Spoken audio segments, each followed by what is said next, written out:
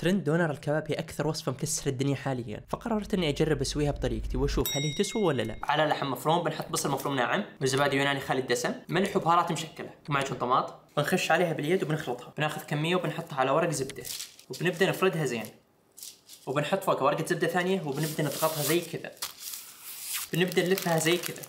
والحين هذه بتروح الفرن حراره 400. واما الصوص فبيكون زبادي يوناني، مايونيز لايت، ثم مهروس، شوي طحينه، وبنحط شوي مويه مخلل، ملح وفلفل اسود.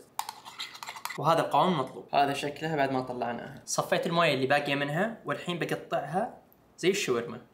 الحين برجعها للفرن حراره من فوق بس لحد ما تتكمر. على خبز صاج حط الصوص، عبيها لحم، خلل الفلفل، وبحط من مخلل البصل الاحمر هذا، انا اسويه في البيت، اذا تبون طريقة تعلموني في التعليقات. اعشقه مع اللحم بشكل مو طبيعي. بقدونس، زياده صوص، نلفها وندهنها بصوص طماطم وزيت، ونحمرها.